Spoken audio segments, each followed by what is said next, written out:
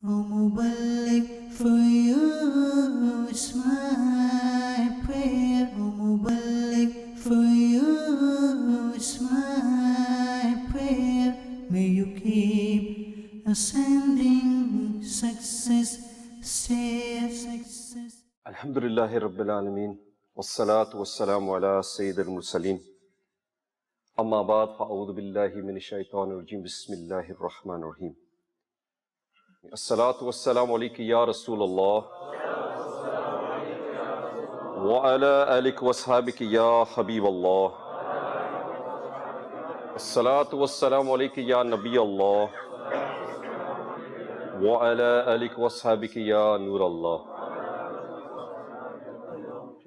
There are many blessings in reciting Durud Pak upon the Prophet of Allah sallallahu alayhi wasallam. The Prophet of Allah sallallahu alayhi wasallam is reported to have said that perform the Hajj that is fard upon you.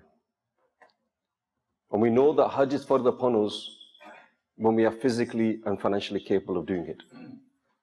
The Prophet of Allah sallallahu alayhi wasallam said that if you perform that Hajj that is fard upon you, so the reward of performing your Hajj is that you will get the same reward of participating in 20 battles in which the Prophet of Allah sallallahu alaihi wasallam himself participated in. But the best thing is yet to come. The Prophet of Allah sallallahu alaihi wasallam then wanted to say that he who recites salat upon me once will get the same reward as well. Allahu Akbar. Hajj is only farz upon us once. Nobody here can participate in a battle in which the Prophet of Allah sallallahu alaihi wasallam participated in. But young or old, rich or poor, weak or strong, we can all send Durud Pak upon the Prophet of Allah sallallahu alaihi wasallam. Sallu ala al-Habib. You know, whenever you come to a gathering of Dawat Islamiyya, whenever you listen to a speech on Madani Channel, they will always give you at the beginning, like I've done, a blessing of reciting Durud Pak upon the Prophet of Allah sallallahu alaihi wasallam. And there are many reasons for this. Obviously, the intention is so that we become aware of the blessings. Secondly, we become habitual in reciting Durud Pak. Third, that we learn this blessing and we pass it on to others so that other people can become habitual in reciting Durud Pak as well. But when you listen to these blessings, have you ever thought about them? For example, the one that I just give you now, the Prophet of Allah sallallahu alaihi wasallam is saying that you will get this amount of reward if you recite salat upon me. In another one, the Prophet of Allah sallallahu alaihi wasallam says that if a person recites Durud Pak upon me 1,000 times a day, he will not die until he has seen his place in paradise. But what's amazing about these is that the Prophet of Allah sallallahu alaihi wasallam has the authority to say this. Think about it. The Prophet of Allah sallallahu alaihi wasallam is saying, recite Durud Pak upon me and Allah Azza wa Jalla will forgive all your sins. Recite Durud Pak upon me and Allah Azza wa Jalla will show your place in paradise. Recite Durud Pak upon me and Allah Azza wa Jalla will give you this reward. This is the authority that he has. This is the maqam that he has. This is the status that he has. So when you receive or listen to these blessings of Durud Pak, you understand that this is the authority that he has. So what normally happens, we just listen to it, we take it as a blessing, we think, oh, it sounds very good, inshallah, I'll try and do it. But by listening to these blessings and understanding them, you see that this is the maqam, this is the status that the Prophet of Allah sallallahu alaihi wasallam has. And today, alhamdulillah, we're here. Why are we here? We're here to remember the coming of the mercy to all the worlds. And these gatherings to make us develop that love for the Prophet of Allah sallallahu alaihi wasallam in our hearts. Loving the Prophet of Allah sallallahu alaihi wasallam is part of our iman. And loving the Prophet of Allah sallallahu alaihi wasallam is important for our iman. And we need to have this inside us. Right from a young age, these young children that are here today, why are they here today? The parents have brought them along so that that seed of love can be developed in their hearts. And we need to keep on nurturing this. It's not as if, oh, I've got complete love and that's it. We have to continuously do this. And so you come to these gatherings, you listen about the life of the Prophet of Allah sallallahu alaihi wasallam, and you develop that love inside you. And one of the ways of developing that love inside you is to hear about the lovers of the Prophet of Allah sallallahu alaihi wasallam. You know, loving the Prophet of Allah sallallahu alaihi wasallam is unique. If someone loves someone that you love, then normally you become jealous of them. But when it comes to the Prophet of Allah sallallahu alaihi wasallam, if someone loves the Prophet of Allah sallallahu alaihi wasallam, then we start to love that person as well. Because of the fact that he loves the Prophet of Allah sallallahu alaihi wasallam. So what we need to do to develop this love is to look at the companions and how they had that love. And I'm going to give you one event that took place once. We've all heard the famous event that took place when Sayyidina Hazrat Umar Farooq, the Prophet of Allah sallallahu alaihi wasallam, said to the companions, he said, today I need funds. because an expedition was going to Tabuk. Sayyidina Hazrat Umar Farooq on that day, he thought to himself, like I said earlier on, the competition. Who loves the Prophet of Allah sallallahu alaihi wasallam the more? Who can please him the most? So he thought to himself, you know, today I'm going to win. Today is an opportunity for me to please the Prophet of Allah sallallahu alaihi wasallam the most. So he went home, and everything he had, all the money that he had, all the food that he had, all the goods that he had, he divided in half. Half he left at home, and half he brought to the Prophet of Allah sallallahu alaihi wasallam. Now think about it before I go on. If I was to ask you to divide half of your wealth, everything that you've got, think about everything that you've got right now, all your clothes, all your money, your gold, your silver, whatever your wife's wealth has got, everything that you've got in the house, half of it. Could we? Could we give that in the way of Allah? Nowadays we find it hard to give £5 in the way of Allah. Yeah? People knock on our door.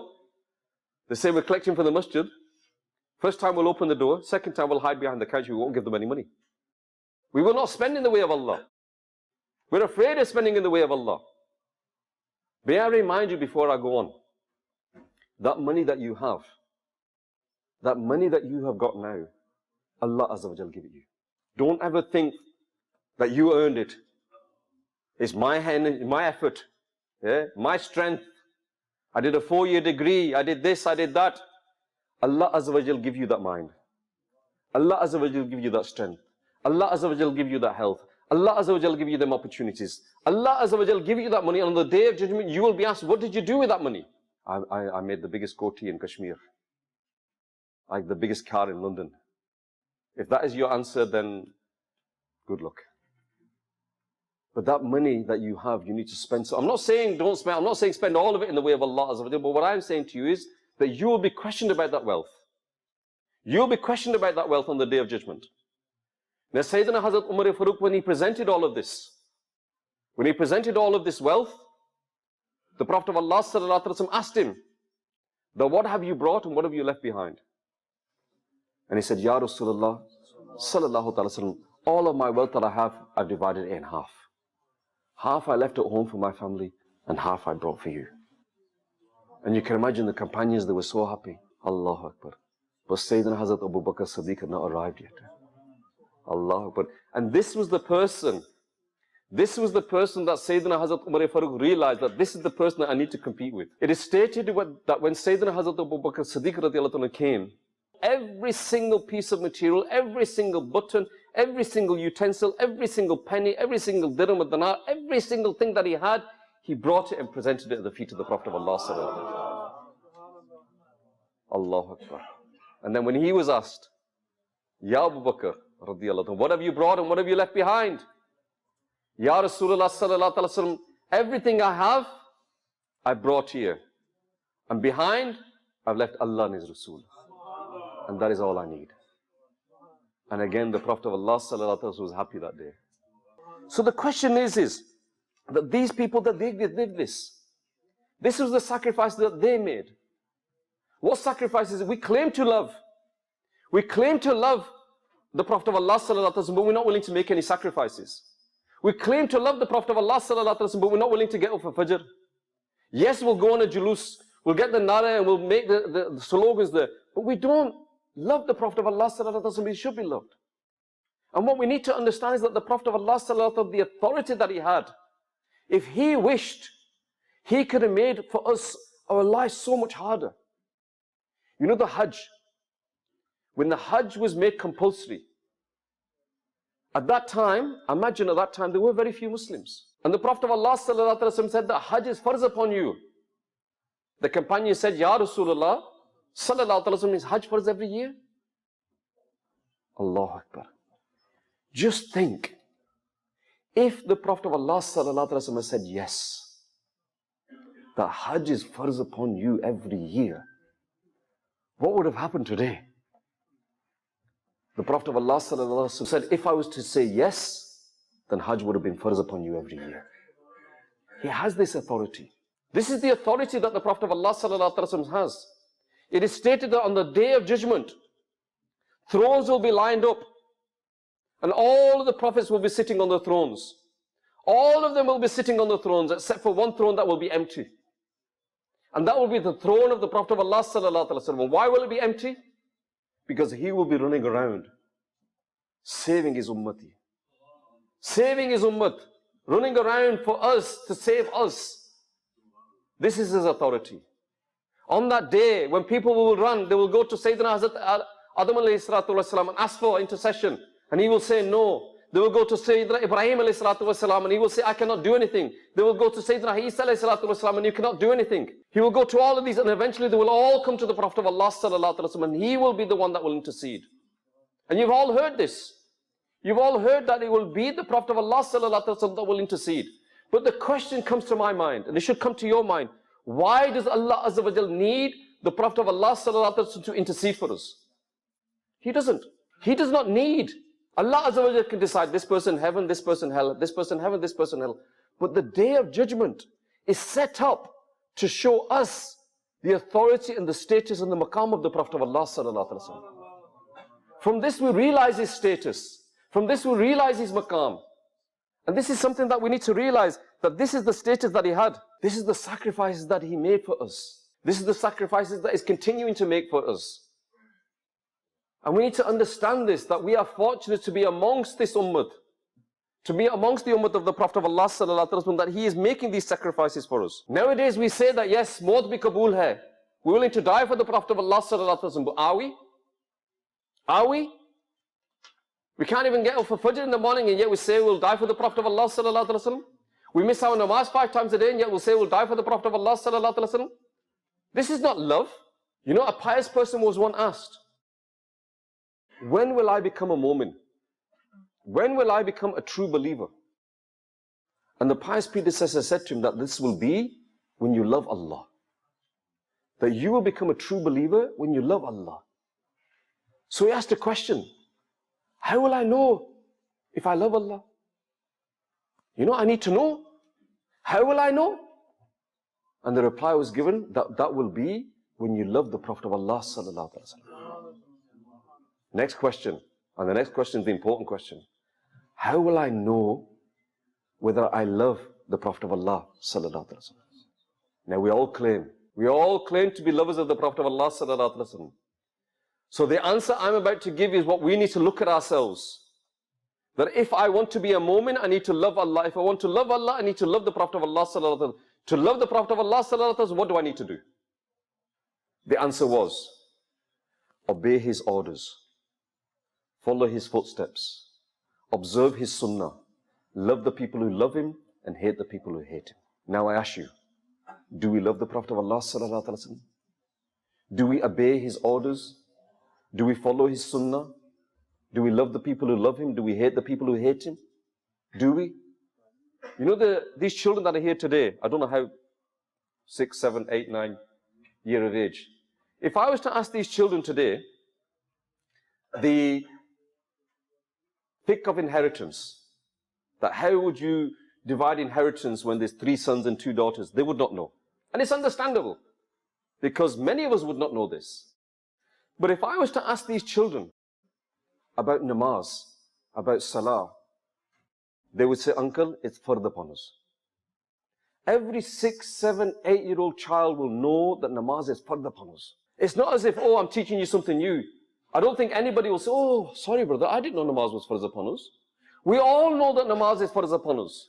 So the question is why are we not doing it? Why are we not praying 5 times a day? When the Prophet of Allah sallallahu alaihi wasallam has ordered us to do it. And Allah Azza wa Jalla has ordered us to do it. The Prophet of Allah sallallahu alaihi wasallam has ordered us to do it. We say we love, we say we follow, but we can't even read our namaz 5 times a day. What kind of lover of the Prophet of Allah sallallahu alaihi wasallam is that? You need to understand, my dear Islam brothers, that if you want to love, you have to truly follow. You cannot just claim it. For example, if there's a person who says, I love my mother. Many people will say, I love my mother. I really love my mother. And people, you know, imagine someone goes to the extremity that he puts a badge on and he says, I love my mother on the badge. He puts a sticker on the back of his car, I love my mother. And everywhere he goes, he's praising and he's saying, I love my mother, I love my mother, I love my mother. But that same person, when his mother says, Beta, take the rubbish out. Mom, I'm too busy. I ain't got time for this. Beta, can you go to the shops and get some bread? Mom, I ain't got time for this. Mom, you go yourself. Beta, don't go here. No, why shouldn't I go here? I'm a young man. Let me do what I want to do. So this person who claims to love his mother but never listens to his mother, would you say he loves his mother? He never listens to his mother. But he tells everybody, I love my mother. Would you say he loves his mother? No, you wouldn't. You would not say that he loves his mother. You say he's a fool. He's a hypocrite. He says he loves his mother, but he doesn't listen to her. But then what's the difference between us? We love the Prophet of Allah, but we don't follow. We don't listen. We don't obey. In fact, we're ashamed. This is the sad thing. We're ashamed of following the Sunnah of the Prophet of Allah. We're embarrassed of adopting the Sunnah of the Prophet of Allah.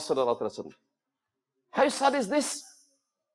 That we cry, we pretend, we'll hide away, and we're afraid of adopting the Sunnah. We're afraid of having this beard on our face. The lovers of the Prophet of Allah, they didn't ask why. Nowadays people say, oh, brother, please tell me, what is the benefit of having the beard? What is the benefit of having the imamashri? What is the benefit of this? What is the benefit of this? People that love don't ask how and why. They just do it. They just do it. The lovers don't ask how and why. They just do it. Nowadays we ask too many questions. If you love, if you claim to love, if you really want to love the Prophet of Allah, don't ask how and why, just do it. Blindly do it. The companions didn't ask. Now today, yes, I admit that we should ask questions about the deen. We need to have this knowledge about the deen. But the lovers, they only followed. And that is why we are failing today. I'm not saying it's wrong for our children, for all of us to ask questions. The times have changed. There was a time when youngsters, 20 years ago, 30 years ago, when people used to go to the madrasa, it was either do or die. Karo ya maro. If you don't listen, then we'll hit you with a stick. Nowadays, the children, it's how and why. They want to know the answers. That's fair enough. We need to educate our children. We need to give them the answers. We need to have all the answers there for them. But as lovers of the Prophet of Allah, when it comes to his sunnah, when it comes to how he lived his life, he is the perfect role model. He is the perfect example for us. And when it comes to following him, we should be proud of it. We should not be ashamed of it, because he is the perfect example in every single way. How he dealt with people, how he dealt with his wives, how he dealt with children, how he dealt with neighbors, how he dealt with colleagues, how he dealt with these people. Every single aspect of his life is there as a perfect example for us. None of us could say, I know better. You don't know better. Nobody knows better than the Prophet of Allah. And we need to be proud that we are from the ummah of the Prophet of Allah. Just think to yourself that you were born, the majority of us that are here today, we were born in a Muslim household. How fortunate are we? Sometimes we don't realize the value of this. We don't realize how lucky we are that we are Muslims. When you go back to Pakistan or India, and sometimes there's a water shortage, sometimes there's electricity shortage, sometimes there's a gas shortage, and then when you come back here, you realize how lucky we are that we've got electricity. Yeah? Light doesn't go, water's always on the top, and you think, Ya Allah, thankful that we've got all these things. Because we have taken it for granted, our electricity and water and gas here. And when we don't have it, then we realize how lucky we are. In the same way, being Muslims, being from that ummah, we don't value it. Because we were born with it, we didn't have to make any sacrifices. But even today, there are people that make sacrifices for the deen. There are people today that they've accepted the deen, they become Muslims, they get thrown out of the houses. They get the bank balances seized, they get everything seized, but they still stay on the path of Islam. I know of people that have been beaten up by their families because they've accepted Islam. What has happened to us? Nothing. But we don't value it.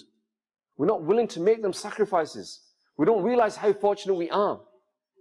When it comes to this particular sunnah, I mentioned it before, I'll mention it again. In every single sunnah of the Prophet of Allah, there is a hikmah, there is wisdom behind it.